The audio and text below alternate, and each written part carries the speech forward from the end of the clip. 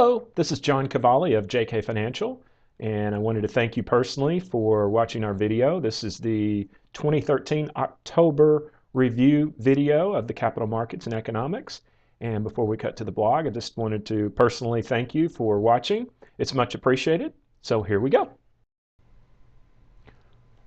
While it's November now as this is being filmed, and October seems like a distant memory, there were some very interesting items that occurred this month, and we wanted to mention them not only for ourselves but for you to remember as well. Number one, and probably the top and most important item, was the government shutdown. Later on in this video I mentioned Richard Fisher, a chance event that I got to meet with him. What we find most interesting, and I talk about it a little bit here in this chart, this is a chart of October, an hourly chart because it's basically just 30 days.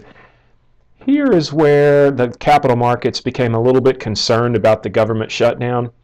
That's not very much. This is about a 3 or 4% pullback, and then they were off to the races. Now, once the government did get going again, the capital markets went basically straight up. We want to reiterate over and over again that this is not a normal market that we've been in this year. There have been very, very mild corrections. There's the FOMC is clearly putting a floor under the capital markets, and as of late have even put a floor under bonds. So that it looks like they're going to continue to purchase bonds for a period of time.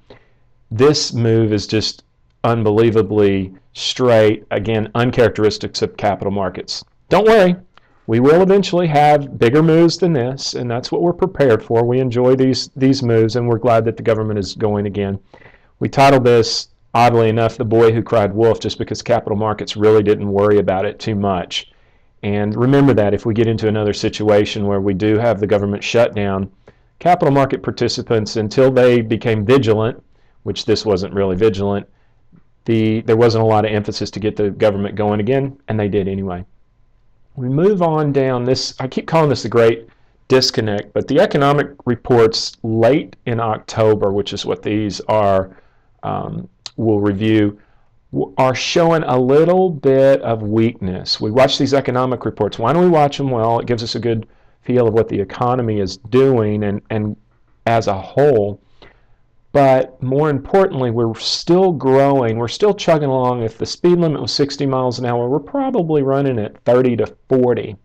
And so if things start slowing down, like we see this monthly payroll number slowing down, we get a little bit of concern because we're not at full speed yet. We also see consumer sentiment. I'm not as worried about this consumer sentiment. By the way, this is from Econoday. Not as worried about this consumer sentiment because I think, unlike you and I, who've been happily watching the video and the capital markets, the consumer was a little bit more concerned about the government shutdown. So we think this right here was government shutdown related, but we're a little bit more concerned about these type of charts. And this is a type of chart where we see employment numbers tapering off a little bit. We hope that they move up, but if they do continue, again, I write it here that it's nothing that we're super worried about.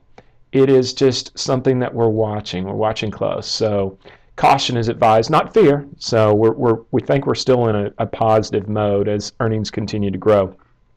We wanted to close with the Richard Fisher event. We really enjoyed having a couple hours to listen to and share ideas with Richard Fisher. This was a public event that was related to the Texas Monthly.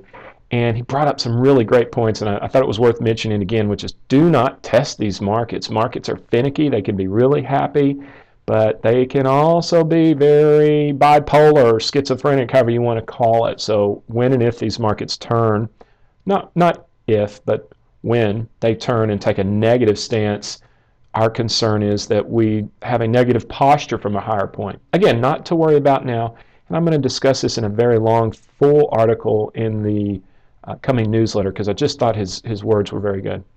That's it for now. We hope, as I mentioned here, watch out turkeys. We're headed into Thanksgiving. I know if your life is like ours, things get really fast between here and the end of the year.